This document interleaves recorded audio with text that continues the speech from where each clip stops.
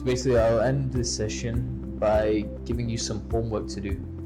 So that homework, alongside your dream board, will be asking yourself these questions.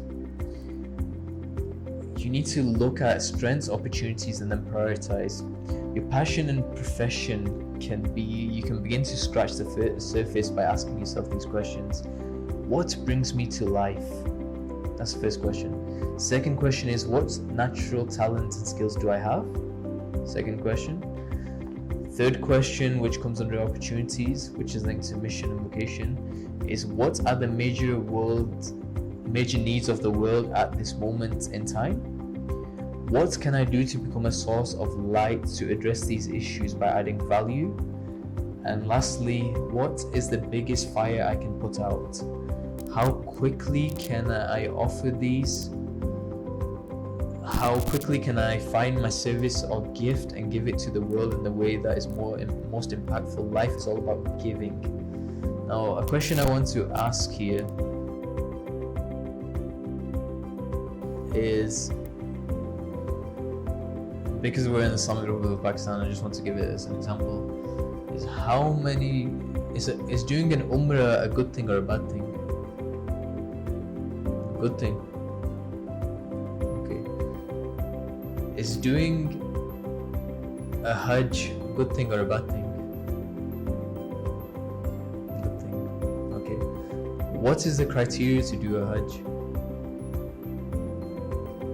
Okay, so you need the amount of finances, you need to be in the right state of health and everything to do hajj. Okay. Now imagine if and you need to be of a certain age, above a certain age. So imagine if you fulfilled all the criteria for hajj, but you spent all your life doing umrah. Would that be a good thing or a bad thing? So here's the thing. You need to work out your hajj. You need to work out what is the fire that you can put out the most, because here's the thing. When you will make a list of your talents, and you identify your strengths, we're all multi-talented people. We have multiple talents. Okay. What needs to happen? And when you make a list of what are the demands of the world, right? What has a large demand need?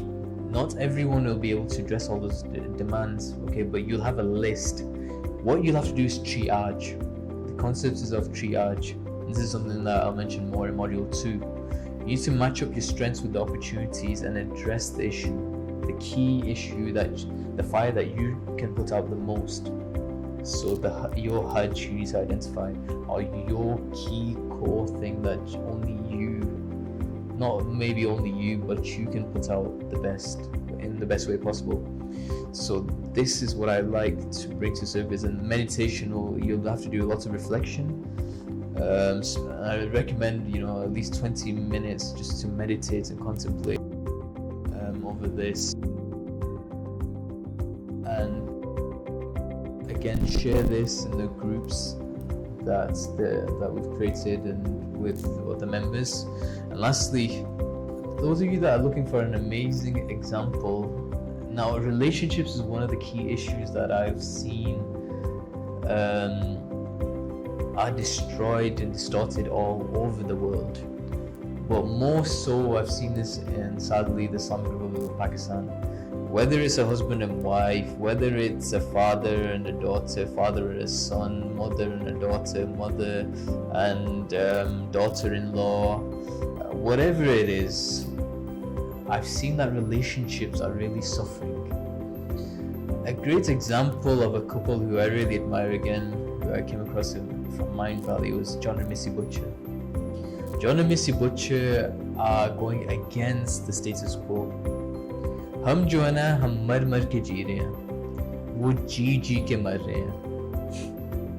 If you could see them, if you could see pictures of them, Missy at the age of 25 and at the age of